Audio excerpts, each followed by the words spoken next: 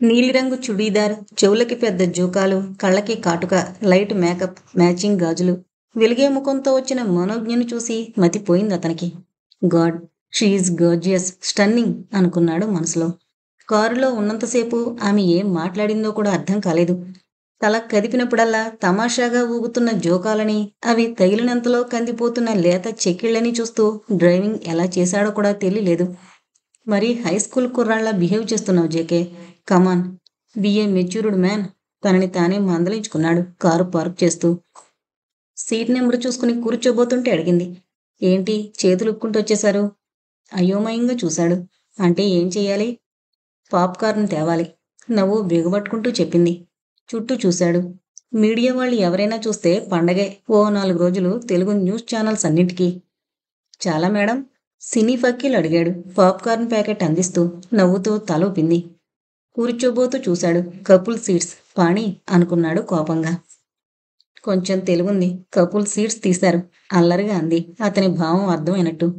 పాణి పనిది ఇబ్బందిగా చెప్పాడు కూర్చుంటూ. నే చెప్పింది పాణి గారి గురించే. నీకంత లేదని తెలుసులేండి అంది నవ్వుతూ. అప్రయత్నంగా నవ్వేశాడు. కూల్ డ్రింక్ ఏది అడిగింది నీరసంగా చూసి. తెస్తాను తెలియలేదు అంటూ లేవబోయాడు. చప్పున అతని చేయి పట్టుకుని ఆపుతూ డ్రింక్స్ అమ్మే అబ్బాయిని చూపించింది. రెండివ్వు అంటూ పర్స్ తీస్తూ చెప్పాడు. ఒకటి చాలు అని అతనికి చెప్తూ బాటిల్ భరద్వాజకు అందించింది. ఇంత చేసి నాకోసమా? ఎందుకంతా? నవ్వాడు. సాబ్, డ్రింక్స్ అమ్మే కుర్రాడు అనుమానంగా చూస్తూ మిమ్మల్ని ఎక్కడో చూసినట్టుంది సాబ్ అన్నాడు. భరద్వాజ ఇబ్బందిగా మనోజ్ఞ వైపు చూశాడు. అర్థమైందా అన్నట్టుగా. కళ్ళతోటే క్షమాపణ చెప్పుకుని ఆ కుర్రాడి వైపు తిరిగింది. అప్పుడే మర్చిపోయావా? ప్రతిసారి వచ్చినప్పుడు నీ దగ్గరే కూల్ డ్రింక్స్ కొంటాం కదా అంది సిన్సియారిటీ ధ్వనించేలా. అవునమ్మా, రైటే, గుర్తుపట్టలేకపోయాను అంటూ మళ్ళీ భరద్వాజ్ వైపు చూశాడు. అంతలో లైట్స్ ఆరాయి. షో బిగినింగ్కి గుర్తుగా. థ్యాంక్ గాడ్, రిలీఫ్గా అన్నాడు. నిజంగా సారీ భరద్వాజ, ఇంత మారుమూల ఇలా అవుతుందనుకోలేదు. అతను డ్రింక్స్ అమ్మేవాడు కాబట్టి సరిపోయింది. ఇంకెవరైనా అయ్యుంటే నా వల్ల చాలా ఇబ్బంది పడేవారు కదూ. ఇంకెప్పుడు ఇలా ట్రబుల్ చేయను మనస్ఫూర్తిగా చెప్పింది. అతని మనసులోనూ అదే మెదిలింది. కానీ తన గురించి కాదు.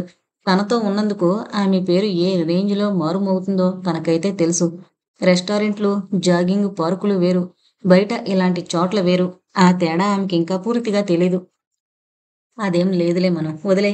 నువ్వు హాయిగా మూవీ చూడు.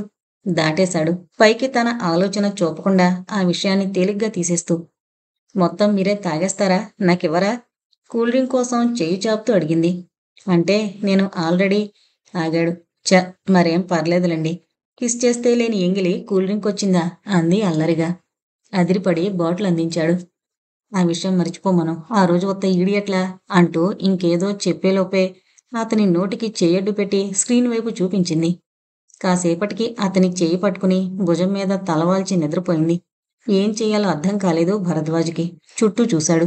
ఎక్కువ మంది లేరు థియేటర్లో. అది తమ చుట్టూ ఉన్న సీట్లెలాగూ తమవే. ఎవరూ లేరు దగ్గరలో. పోన్లే, హాయిగా నిద్రపోని అనుకున్నాడు. గత రాత్రి ఆమెకి కొద్దిలో తప్పిన ప్రమాదాన్ని తలచుకుంటూ. ఆమె ముఖం ప్రశాంతంగా ఉంది. మూవీ లైట్స్ ఆమె మోము మీద పడి తమాషాగా మెరుస్తున్నాయి. ఎప్పుడూ మనోజ్ఞని నిశితంగా చూడాలంటే ఏదో భయం. మొదటిసారి కన్నార్పకుండా ఆమెని తదేకంగా చూస్తుండిపోయాడు. సినిమా అవొస్తోందనగా మెల్లగా పిలిచాడు. మను. "ఉమ్" పలికిందామె కళ్ళు విప్పుతూ. నువ్వు నిద్రపోనే లేదా? తెల్లబోతూ అడిగాడు.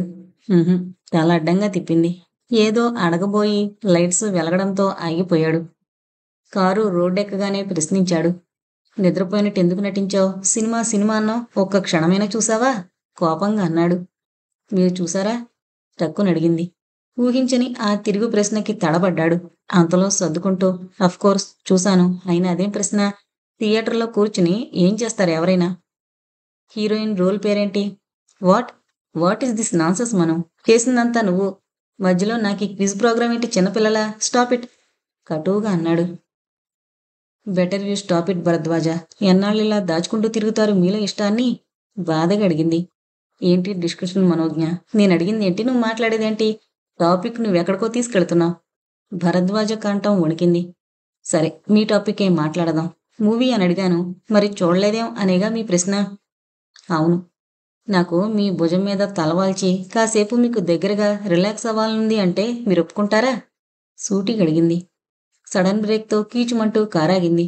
షాకింగ్గా చూశాడు. మను. ఒప్పుకోరు. నాకు తెలుసు Bharadwaj. Stop beating around the bush. మీరు నన్ను చూస్తూ గడిపేయలేదు. గంటన్నర పాటు ఆ దగ్గరతనం మనం ఎక్స్పీరియన్స్ చేయలేదు. మరెందుకీ దాగుడు మూతలు? ఎందుకీ హిపోక్రసీ? ఈ దగ్గరతనం, ఇష్టం, ఇంటిమసీ వీటన్నింటికీ పెళ్ళే పరమార్థమా మనం? Can't it be any different? దిగులుగా అడిగాడు. Different? My foot. Then why don't you bed with me dammit? Take me there. Have sex. Get rid. Get out and leave. కోపంతో గట్టిగా అరిచింది. ఆమె వాక్యం పూర్తవుతూనే భరద్వాజ మొహం రోషంతో కందిపోయింది. లాగిపెట్టి కొట్టాడామెని. అతని ఆవేశం మొత్తం ప్రతిబింబించింది ఆ దెబ్బలో. అంత గట్టిగా తగిలిన దెబ్బకి మనోజ్ఞ కళ్ళల్లో గిరున నీళ్లు తిరిగాయి. చెంప పట్టుకుని అతని కేసి రోషంగా చూసింది. పిచ్చేమన్నెక్కిందా నీకు? ఆవేశంగా అరిచాడు. ఎస్, మీ పిచ్చే. Can't you see that? ఆమె కళ్ళు కన్నీటి నెలవులయ్యాయి. భరద్వాజ నిశ్చేష్టుడే చూశాడు. అప్రయత్నంగా చేయి చాపాడు. ఏడుస్తూ అతని గుండెల్లో ఒదిగిపోయింది. నిశ్శబ్దంగా ఆమెని దగ్గరకు తీసుకునే కారు స్టార్ట్ చేశాడు. కాటేజ్ దగ్గరలో ఉండగా కారేపన్నాడు శక్తి కూడగట్టుకుంటూ. నేను 2-3 రోజుల్లో వెళ్ళిపోవాలి మనం. ఇంకో 10 రోజులకి మీరు వెళ్ళిపోతారు. కొద్ది రోజులు కష్టంగానే ఉంటుంది. తర్వాత మెల్లగా అలవాటైపోతుంది. తర్వాత ఇవన్నీ ఆగిపోయాడు. మనోజ్ఞ అతని మాటలకి వెక్కి వెక్కి ఏడవసాగింది. ఇవన్నీ జీవితంలో కొన్ని గుర్తుల్లా, జ్ఞాపకాల్లా మిగిలి అతి కష్టం మీద పూర్తి చేయబోయాడు. ఇక అతని వల్ల కాలేదు. కళ్ళల్లో నీళ్లు గిర్రున తిరిగాయి. గబాల్న ఆమెని హత్తుకున్నాడు. ఇంత బాధగా ఉంటుందని నాకు తెలీదు మను. నిజంగా తెలీదు. తెలిస్తే అప్పుడే వెళ్ళిపోయేవాణ్ణి. I wouldn't have hurt you this much. I'm so. ఇంకేదో చెప్పబోతూ తనని తాను నిగ్రహించుకున్నాడు. మెల్లగా ఆమె నుండి విడివడి సీట్లో వెనక్కి వాలి నిస్త్రాణగా కళ్ళు మూసుకున్నాడు. నెమ్మదిగా భరద్వాజని చూసిందామె. మూసిన రెప్పల వెనక అంతర్మదనం అర్థమై ఆమె మనసంతా అతని పట్ల జాలితో నిండిపోయింది. తన పరిధి చాలా చిన్నది. తనకి అతని తోడు కావాలి. కాని అతని ఆలోచన సుదూరమైంది. ఆ ఆలోచన గమ్యం కూడా తనే. తన జీవితం కోసమే అతడంతగా వ్యధ చెందుతోంది. కాఫీ? మెల్లగా అంది. కళ్ళు విప్పి ఆమెని చూశాడు. తలనొప్పి. ఏడ్చినందుకేమో. అందుకే కాఫీ. మాటలు తడుముకుంటూ అంది. తన బాధ గ్రహించి టాపిక్ మారుస్తున్న ఆమెను చూసి ఆనందించాలో బాధపడాలో అర్థం కాలేదతనికి. ఇక తను ధైర్యం చేసుకుని వెళ్ళిపోవాలి. ముందు క్లోజ్నెస్ తగ్గించుకోవాలి. దృఢంగా అనుకుని ఆమె వైపు చూశాడు. పర్ణశాలకెళదాం, ఓకేనా? అడిగాడు. తలూపింది. మెల్లగా కారు పర్ణశాలకేసి పోనిచ్చాడు. ఎలా చెప్తాడు? వెళ్ళిపోతానని ఎలా చెప్పగలడు? వయసు, హోదా అన్నీ మరిచిపోయి పిచ్చివాళ్ల ఆమె చుట్టూ తిరుగుతున్నాడు. రోజు మొత్తం ఆమెతోటే ఉన్నా ఇంకా కొంతసేపు ఉండాలనిపించే ఈ ఉబలాటాన్ని ఎవరికి చెప్పుకుంటాడు? తన నవ్వు, ఆ కళ్ళల్లో సంతోషం చూడ్డానికి ఏదైనా చెయ్యాలనుంది. నువ్వంటే నాకు ప్రాణం అని ప్రపంచం మొత్తం వినిపించేలా అరిచి చెప్పాలనుంది. తన గుండెల్లో పొంగుకొస్తున్న ఈ బాధ తీర్చేవారెవరు? ఎలా చెప్పను మను? నీకెలా చెప్పను? వెళ్ళిపోయి నిజంగానే ఆమెకి మంచి చేస్తున్నాడా? లేక ఏదో గొప్ప పని చేస్తున్న భ్రమలో ఆమెకి జీవితకాలపు గాయాన్నిస్తున్నాడా? సెల్రింగ్ అయిన సౌండ్కి మెలకు వచ్చింది అతనికి. కళ్ళు తెరవకుండానే ఫోన్ ఆన్ చేసి జేకే హియర్ అన్నాడు మత్తుగా. భరద్వాజ. మనోజ్ఞ గొంతులో కంగారు వినగానే కళ్ళు విప్పి వాచ్ కేసు చూశాడు. 2:10. దిగ్గున లేచి కూర్చుంటూ ఏమైంది మనోజ్ఞ? Any problem? అతను అడిగిన ప్రశ్నకు జవాబివ్వకుండా హడావిడిగా అడిగింది. మీ బ్లడ్ గ్రూప్ AB నెగిటివ్ అని ఓసారన్నట్టు గుర్తు. అదేనా? అఫ్కోర్స్ అదే. టైం టు టైం మారడానికి అదేమన్నా? ఆగిపోయాడు. సిచ్యుయేషన్ సీరియస్నెస్ గురించి అలర్ట్ అవుతూ ఏమైంది అని అడిగాడు. చిన్న కుర్రాడికి ఇవ్వాల్సిన బ్లడ్ ట్రాన్స్పోర్ట్లో డ్యామేజ్ అయింది. రేర్ గ్రూప్ కదా. బ్లడ్ బ్యాంకులు ఎక్కడా? హడావిడిగా అంటున్న ఆమె మాటల్ని కట్ చేస్తూ నేనొస్తున్నాను క్లుప్తంగా చెప్పి ఫోన్ పెట్టేశాడు. పావుగంట తర్వాత హాస్పిటల్లో ఉన్నాడు. అప్పటికే అన్నీ రెడీగా ఉన్నాయి. దాదాపు ఇంకో అరగంట తర్వాత డాక్టర్స్ క్యాబిన్లో కూర్చున్నారు వాళ్ళు. జ్యూస్ అడిగింది. ఏం వద్దు, ఐఆమ్ ఓకే చెప్పాడు చిరునవ్వుతో. మీరొక్కరే వచ్చారే, వెనక మంది మార్బలం ఏవి అని అడిగింది. సెక్యూరిటీయా? బయటున్నారు. హాస్పిటల్లో ఎందుకని? ఆహా, వాళ్ళు కాదు, మీడియా, మీ గ్యాంగు. వాళ్ళెందుకు? ది గ్రేట్ జేకే గారు అర్ధరాత్రి ఓ పిల్లాడి ప్రాణం కోసం తన రక్తం ధార పోసిన అపూర్వ దృశ్యం. టింగ్ టాంగ్. చూస్తూ ఉండండి బ్రేక్ తర్వాత. అదే టీవీ, ప్రెస్ వాళ్ళంతా. స్టాప్. మేం రక్తం ఇవ్వడం కూడా తప్పేనా? మరీ మోసేస్తున్నావు నవ్వాడు. తప్పని కాదు సార్. ఏ మంచి పని చేసినా కవరేజ్ లేకుండా చేయరుగా మీ పొలిటీషియన్స్. కరెక్టే అనుకో. మరి చేసేవే కొన్ని మంచి పనులు కవరేజ్ లేకపోతే జనం ఎలా నమ్ముతారు? మా తిప్పలు మావి నవ్వుతూ చెప్పాడు. బానే సమర్థించుకుంటున్నారే. మరి ఇప్పుడెందుకు తెచ్చుకోలేదో వాళ్ళని? మంచి పేరు ఎక్కువైపోయిందనా? అల్లరిగా అడిగింది. అబ్బా, ఆపే మనం ఇంక మొయ్యకు ప్లీజ్. దండం పెట్టినట్లు అభినయించి నవ్వేశాడు. అంతలో ఫోన్ మోగింది. ఆ, దొరికింది, ఎక్కించాం. ఎవరా? వచ్చి చూడు నువ్వే అంటూ సెల్ ఆఫ్ చేసింది. ఎవరు? కళ్ళెగరేశాడు. ఆనంద్. బ్లడ్ ఎవరిచ్చారని చెప్పింది. వాళ్ళు మాటల్లో ఉండగా డోరు చప్పుడయింది. చేతిలో జ్యూస్ గ్లాస్తో నవ్వుతూ లోపలికొచ్చిన ఆనంద్ ఆశ్చర్యంగా చూశాడు. ఓ, మీరా? ఐ మీన్ జ్యూస్ తీసుకోండి. నాకిది జ్యూస్ తాగే టైం కాదులే ఆనంద్. అర్థవంతంగా నవ్వాడు భరద్వాజ. మరేం తీసుకుంటారో చెప్పండి, పోనీ అదే తీసుకొస్తాను. గట్టిగా నవ్వేశాడు ఆనంద్. ఆహా, ఆశ. మీరడిగారని మా నందు ముచ్చటపడి తెచ్చినా, పాపం ఆయన గారు తెచ్చారని మీరు సరదాపడి పుచ్చుకున్నా అవేమీ ఇక్కడ కుదరవు సార్. పాపం హాస్పిటల్ వాళ్ళు ఫీల్ అవుతారు. విక్రింతగా చెప్పింది. భరద్వాజ, ఆనంద్ మొహామొహాలు చూసుకుని నవ్వుకున్నారు. అతనికి తనకి మధ్య కనిపించకుండా నడుస్తోన్న టెన్షన్ ఒక్కసారిగా తగ్గినట్టనిపించింది భరద్వాజకి. అతని ముందు ఎప్పుడూ ఏదో అనీజీగా అనిపిస్తుంది. తనకంటే చిన్నవాడితో పోటీపడి మరీ మనోజ్ఞని కాజేస్తున్న ఫీలింగ్ వచ్చి మరింత గిల్టీగా అనిపిస్తుంటుంది. ఏమన్నా తాగారా sir? I mean juice, cool drink ఏమన్నా ఇచ్చావా మనం? లేదురా. ఎక్కడా? వద్దంటే వద్దంటున్నారు. ఐయామ్ ఆల్రైట్, ఏమీ వద్దు రిపీట్ చేశాడు భరద్వాజ.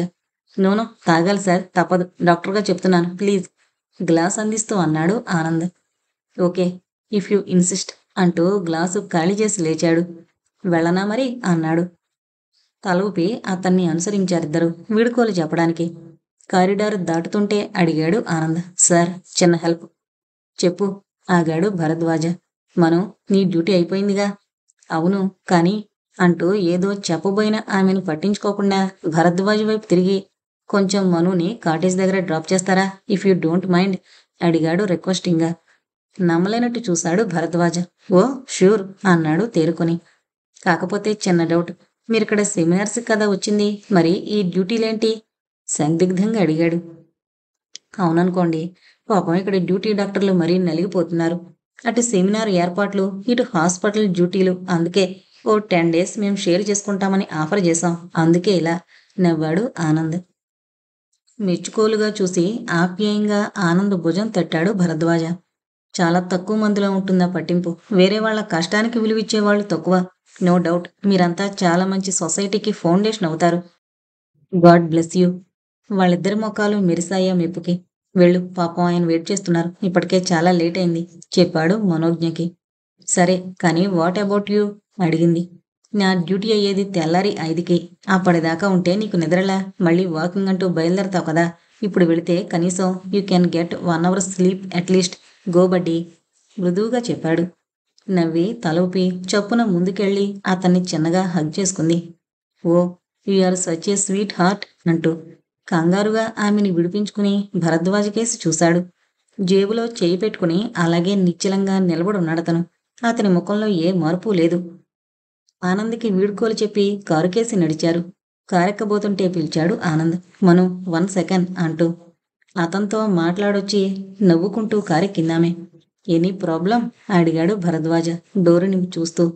ఆహా, ఏమీ లేదు, ఏదో అడగడానికి అంతే చిన్నగా నవ్వింది. ఏమైంది మను, ఎందుకంత నవ్వు? నా గురించి ఏమైనా జోకా? కుతూహలంగా అడిగాడు. మీ గురించే, కానీ జోకేం కాదులేండి. అబ్బా, సస్పెన్స్ వద్దు. ఇష్టమైతే చెప్పు, లేదంటే చెప్పనని చెప్పు. అంతేగాని అలా ముక్కలు ముక్కలుగా డైలీ సీరియల్లా లాక్కో విసుగ్గా అన్నాడు. అబ్బా, ఎంత కోపమో. ఏదో ఫీల్ అవుతారని చెప్పలేదు. సరే వినండి. హగ్ చేసుకున్నాను కదా మీ ముందు, మళ్ళీ మీరేమన్నా అనుకుంటారా అని కంగారు పడ్డాడట. అదే అడిగాడు. ఉలిక్కి పడ్డాడు భరద్వాజ. తను ఏమనుకున్నాడో నిజంగా ఊహించగలదా తను? అందరికీ బానే తెలిసిపోతోంది తమ మధ్య నడుస్తోన్న కెమిస్ట్రీ. అయినా తాము తిరిగే తిరుగుడికి అంత చిన్న ప్లేస్లో దాచినా దాగుతుందా? నువ్వేమన్నావు అప్రయత్నంగా అడిగాడు. ఫీల్ అవ్వకపోయినా హ్యాపీయే, ఫీల్ అయితే మాత్రం ఇంకా ఎక్కువ హ్యాపీ అని చెప్పాను. అతని ముఖాన్ని చూస్తూ చెప్పింది. కారు సడన్గా ఆగింది. బిరుగ్గా చూసింది. కళ్ళతో రోడ్డుకేసి చూపించాడు. రోడ్ అండర్ రిపేర్ అన్న బోర్డు చూసి తన కంగారుకి తానే నవ్వుకుంది. కారు రివర్స్ చేస్తుంటే అడిగింది. నీకు నిద్రొస్తోందా? లేదు, తేలిపోయింది. ఎందుకు? ఏం లేదు. అర్ధరాత్రి లేపేశాను. సారీ.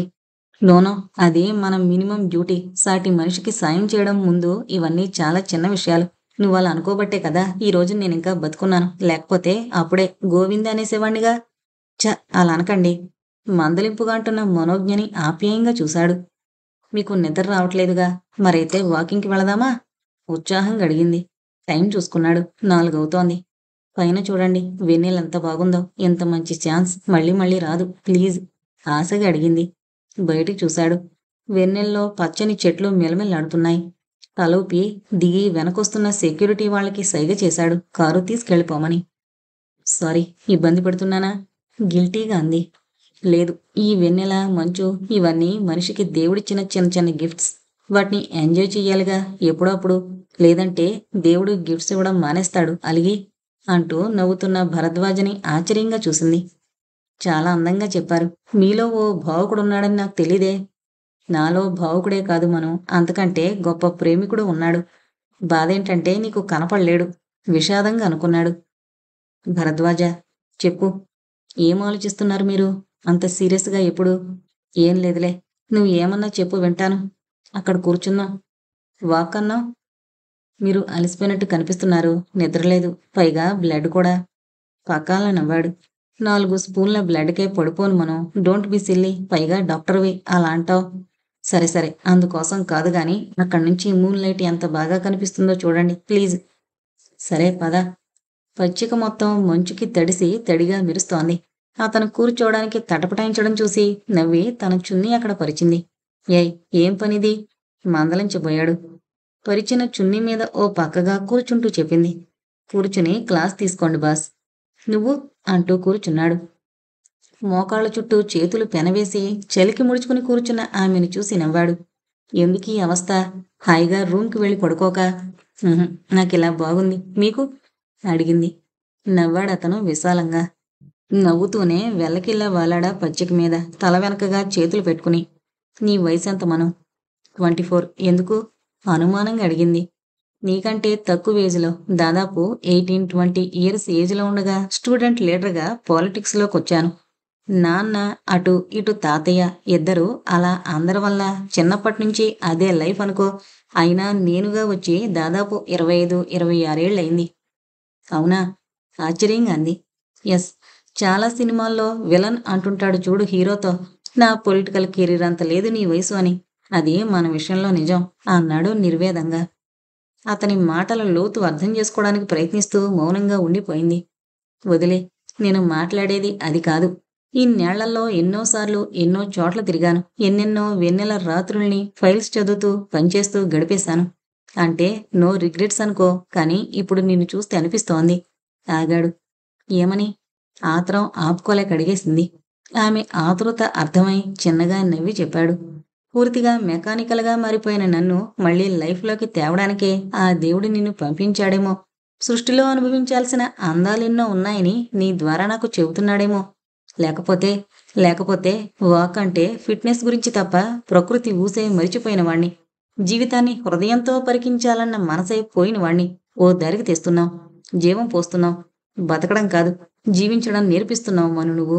జీవితంలో నేను చాలా అచీవ్ చేసి ఉండొచ్చు. కానీ ఈ చిన్ని చిన్ని ఆనందాల్ని నాకు దగ్గర చేసింది మాత్రం నువ్వే. ఆ రోజు నువ్వు నన్ను రక్షించి పునర్జన్మే ఇచ్చావనుకున్నాను. కానీ జీవించడం అంటే ప్రతి క్షణాన్ని ఆనందించడం అని నేర్పి మరో జన్మనిచ్చావు. అసలు నీ పరిచయమే ఓ వరం నాకు. అసలు నేను ఉద్వేగంగా చెప్తూ పూర్తి చేయలేకపోయాడు. భరద్వాజ విస్మయంగా కాస్త భయంగా అతన్ని చూస్తూ అంది. తేరుకుని నవ్వాడు. భయపడ్డావా? సారీ, కాస్త ఎమోషనల్ లెవెల్ ఎక్కువైంది కదూ. మరీ డ్రమటిక్‌గా మాట్లాడేశాను కదూ. పునర్జన్మ అది ఇది అని అడిగాడు. విప్పారిన నేత్రాలతో అతని వంక చూసింది. లేదు భరద్వాజ, 25 ఏళ్ళొస్తున్నా ఇంకా చైల్డిష్ బిహేవ్ చేస్తున్నానని మీరు అనుకుంటారేమోనని చిన్న భయం ఉండేదిన్నాళ్ళు. చాలా గొప్ప స్థానం ఇచ్చారు. మీకు నేనంటే ఇష్టమని తెలుసు. కానీ అస్సలు ఊహించలేదు. ఇంత మంచి ఒపీనియన్ ఉంది మీకు నా మీద అని. సడన్‌గా ఆమె కళ్ళల్లో నీళ్లు నిలిచాయి. చప్పున లేచాడు. ఏయ్, ఈ కన్నీళ్ళేంటి? I am sorry. ఏదేదో వాగి నీ మూడ్ పాడు చేశానా? బాధగా అడిగాడు. ఉహుం. మోకాళ్ళ మధ్య తల వాల్చుకుంది. మెల్లగా ఆమె తల నిమురుతూ ఏమైంది మనం? ఎందుకేడుస్తున్నావ్?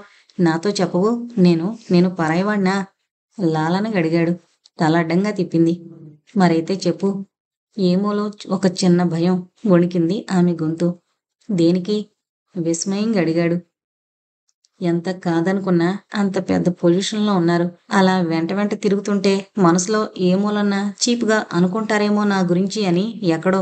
మను, ఆ ఊహే భరించలేనట్టు విలవిల్లాడాడు. నీ గురించి కల్లోనైనా అలా అనుకుంటానా? అది నేను. బాధగా చూశాడు. లేదు భరద్వాజ, నాకు తెలుసు. అయినా ఓ పిచ్చి భయం అంతే. కానీ చాలా బాగా అనిపించింది మీరు రోజు నాకంత విలువిచ్చి. నేను నేను దుఃఖంతో మాటలు రాక కన్నీళ్లతో అతని కేసి చూసింది.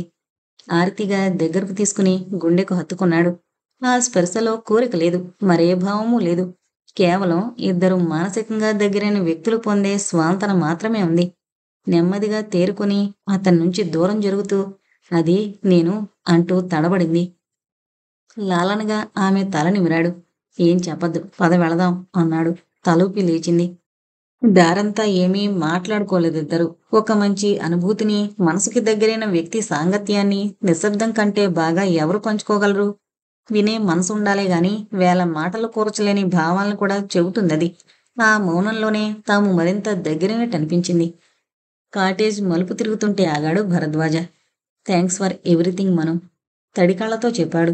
నవ్విందామె చాలాసేపటి తర్వాత. వెన్నెలంత తెల్లగా, మంచుపూల వానలా, చల్లగా, మెల్లగా, మనోహరంగా. నాకెందుకు thanks Bharadwaj, ప్రేమకున్న మహిమది.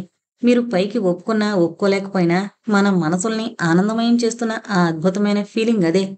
The magic of love boy Manogna. ఏమీ చెప్పద్దు. పేదాల మీద వేలుంచుకునంది. ఆగిపోయాడు. కుచ్ నా కహో, కుచ్ భీ నా కహో సన్నగా హమ్ చేస్తూ తన కాటేజ్ వైపు నడిచింది. అక్కడే నిలబడ్డాడు. ఆమె పాట లీలగా వినిపిస్తోంది. ఏమీ చెప్పకు, అసలేమీ చెప్పకు. చెప్పేదేముంది? ఈ క్షణం నువ్వు నేను, మన మధ్య ఈ క్షణం నిలిచిపోయింది. Hello mister JK. హస్కీగా వినిపించిన వాయిస్కి చొప్పున తల తిప్పి చూశాడు. Jayanthi. The beauty with brains, rare combination. ఇప్పటికే 2 రాష్ట్రాల్లో దుమారం రేపుతుంది ఆమె అందం. నిశ్శబ్దంగా పార్టీ అట్మాస్ఫియర్ గమనిస్తున్న జేకే ఆమెని పరిశీలనగా చూశాడు. బోరవుతున్నాను, మీతో టేబుల్ షేర్ చేసుకోవచ్చా? తియ్యగా అడిగింది. విసుగుని అణుచుకుంటూ నవ్వాడు. ఓ షూర్, దానికేం, కూర్చోండి ప్లీజ్. డ్రింకు గొంతులో కొంపుకున్నాడు. మత్తైన నవ్వుతో అతని పక్కకి చైర్ లాక్కుంది. కొద్దిసేపటికి క్యాజువల్గా, కాస్త రిలాక్స్డ్గా జరిగింది. ఆ జరగడంలో ఆమె పాదం అతని కాలిని తాకింది. ఆమె వెనక్కి తీసుకునే ప్రయత్నమేమీ చేయలేదు. అప్రయత్నంగా తన కాలు వెనక్కి తీసుకుంటూ ఆమె వైపు చూశాడు. ఆమె కళ్ళల్లో సన్నటి నవ్వుతో కూడిన ఒకలాంటి ఇన్విటేషన్. ఇలాంటి పార్టీలలో అలాంటి గెస్చర్స్ చాలా సాధారణంగా జరిగిపోతాయి. రాక ఒకరితో అయితే రాత్రి మరొకరితో సర్వసామాన్యం. అటువంటి ఇన్విటేషన్స్ అతనికి కొత్త కాదు. కొన్ని యాక్సెప్ట్ చేసిన రోజులు ఉన్నాయి. కానీ చాలా వరకు అవుట్ రైట్ పట్టించుకొని సందర్భాలే ఉన్నాయి. ఈ వన్ నైట్ స్టాండ్స్ మీద అతనికి పెద్దగా ఒపీనియన్ లేదు. కేవలం అప్పుడప్పుడు తనని తాను రిలాక్స్ చేసుకోవడానికి, ఈ విషయంలో తన ఫిట్నెస్ పరీక్షించుకోవడానికి తప్ప ఇలాంటి వ్యవహారాల పట్ల అతని ఇంట్రెస్ట్ తక్కువే. మనసులేని ఈ విషయాల్లో పడి వాల్యుబుల్ టైం వేస్ట్ చేయడం అతని లీస్ట్ ప్రిఫరెన్స్. కానీ ఇప్పుడు అతని ఆలోచన వేరుగా ఉంది. హఠాత్తుగా ఫ్లాష్ అయింది అతని మెదడులో. వేరే స్త్రీ సాంగత్యం, అది జయంతి లాంటి అందమైన స్త్రీతో అనుభవం మనోజ్ఞ పట్ల తనకున్న అట్రాక్షన్ తీవ్రతని తగ్గిస్తుందేమో. ఆ ఊహ రాగానే భరద్వాజ మనసు తేలికయ్యింది. అయ్యుండొచ్చు. మాళవిక తర్వాత నిజంగానే తను లాస్ట్ 3 ఏళ్ల నుంచి చాలా బిజీగా ఉంటున్నాడు. ఏ విధమైన ఎంటర్టైన్మెంట్కి స్పేస్ లేకుండా. బహుశా మను నుండి తాను దూరం కాలేకపోవడానికి ఇది ఒక రీజనేమో. ఇక మనోజ్ఞ, తాను వేరే స్త్రీతో రాత్రి గడిపానని తెలిసినా ప్రేమిస్తుందా? ఏ అమ్మాయికైనా అది సాధ్యమా? అతని పేదాల మీద పల్చటి నవ్వు వెలిసింది. సో చెప్పండి, మీరెక్కడి నుంచి వచ్చారు? ఆమెతో సంభాషణ ఆరంభించాడు. బెంగళూరు నుండి. అక్కడ నా రెస్టారెంట్కి మీరు ఒకసారి వచ్చారు కూడా. అఫ్కోర్స్ మీ పార్టీ మీటింగ్కి అనుకోండి. ఆగి, మాళవిక నాకు బాగా తెలుసు అంది నర్మగర్భంగా. నవ్వాడతను. సో ఏంటిప్పుడు మీ ప్రోగ్రాం? తీయగా అడిగిందామె.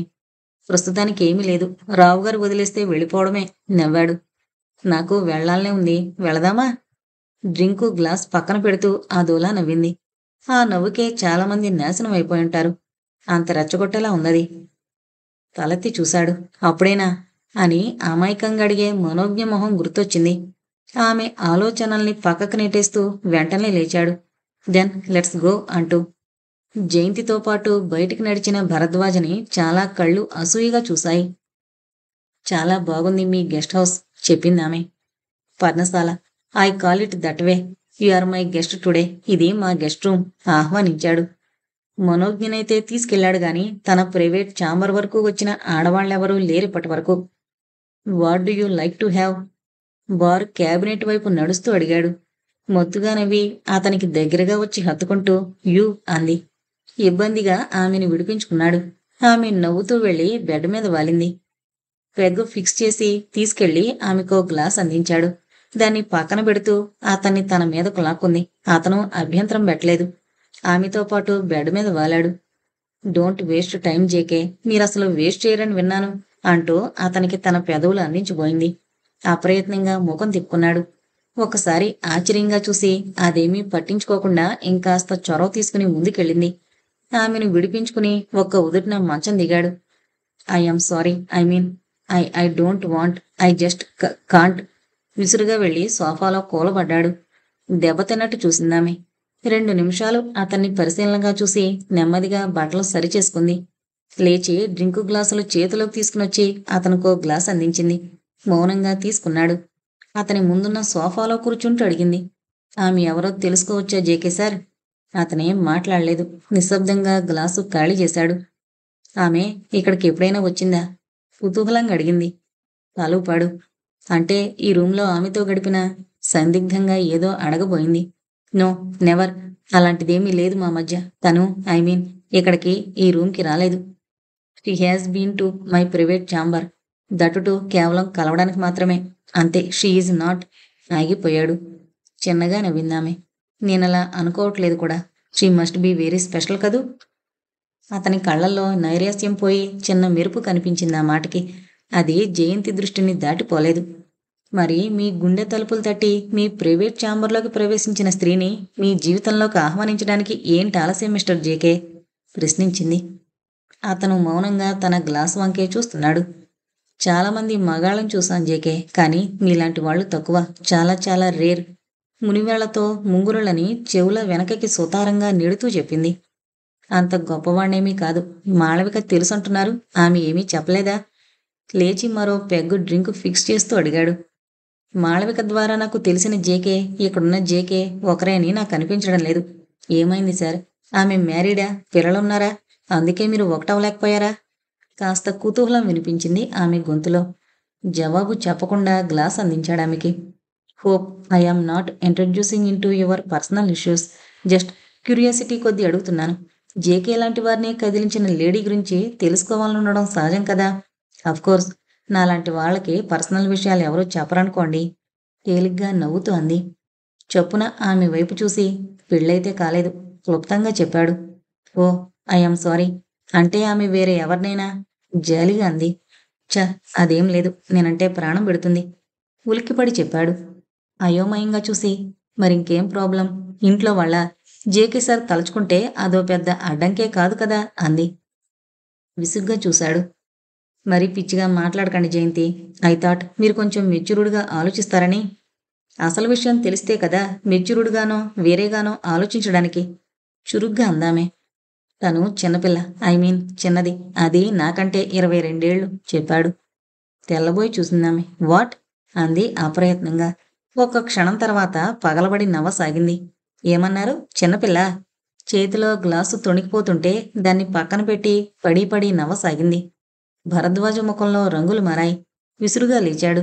ఆమె చెంప పగలగొట్టాలన్న కోపాన్ని దిగమింగుతూ ఇక మీరు వెళ్ళొచ్చు, మీ నవ్వడం పూర్తయితే కటువుగా అన్నాడు. Sorry JK. అతి కష్టం మీద నవ్వాపుకుంటూ చెప్పింది. చాలా చిన్న విషయం అది అని అనిపించింది. ఎంతమంది సినిమా వాళ్ళు, పొలిటీషియన్స్, బిజినెస్ పీపుల్ ఎందరూ చేసుకోవట్లేదలా.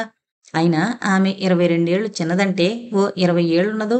సో మీకంటే చిన్నదేమో కానీ మరీ చిన్నపిల్ల అయితే కాదుగా. అదో పెద్ద రీజన్లా మీరు చెప్పేసరికి నవ్వు ఆపుకోలేకపోయాను. I'm sorry. రీజన్ అనేది ఓ దృక్పథం మాత్రమే జయంతి. ఎవరి వెర్షన్ వాళ్ళది. వేరువేరు కులాల్లో పుట్టి పెళ్లి చేసుకోలేక, దగ్గర కాలేక ప్రాణాలు తీసుకున్న వాళ్ళు ఎందరో ఉన్నారు. వాళ్ళని చూసి మనం నవ్వుకోవచ్చు, కానీ వాళ్ళ కారణాలు వాళ్ళకుంటాయిగా రోషంగా అన్నాడు. జాలిగా చూసింది. ఈ రోజుల్లో అన్నీ కలుషితమైపోతున్నాయి మిస్టర్ జేకే. ఈ మెటీరియలిస్టిక్ ప్రపంచంలో రవ్వంత ఆప్యాయత, అణువంత ప్రేమ కూడా అపురూపమైపోతున్నాయి. వాటి కోసం అలమటించేవారు ఎందరో.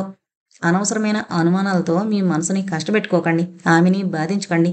స్వచ్ఛమైన ప్రేమ ఓ వరం, నెమ్మదిగా చెప్పింది. తెలుసు జయంతి. దాంతోపాటు నాకు నా బాధ్యతలు తెలుసు. అనుకోగానే అన్నీ మరిచిపోయి ఆమె ప్రేమ కోసం వెళ్ళిపోవడానికి నేనేమీ సినిమాల్లో హీరోని కాదు, కాలేజీ కుర్రాన్ని అంతకంటే కాదు అన్నాడు. అన్నీ తెలిసినవారు మరి నాతో ఎందుకు గడపలేకపోయారు? సూటిగా అడిగింది. అది వేరు, ఇది వేరు అసలు. ఆగిపోయాడు. చిన్నగా నవ్వి తన బ్యాగు తీసుకుని లేచి నిలబడింది. ఏదీ వేరు కాదు జేకే గారు. అర్థం లేని సిద్ధాంతాలతో ఆత్మవంచన చేసుకోకండి. ఉంటాను. నిశ్శబ్దంగా ఆమెను అనుసరించాడు. కారు డోరు వేస్తూ చెప్పాడు. Thanks for the talk and sorry to disappoint you. తేలిగ్గా నవ్వేసింది. ఆ అమ్మాయిని కలిస్తే తప్పక చెప్తాను తానెంత లక్కీయో మిస్టర్ జేకే. థ్యాంక్స్. కారు కదిలింది.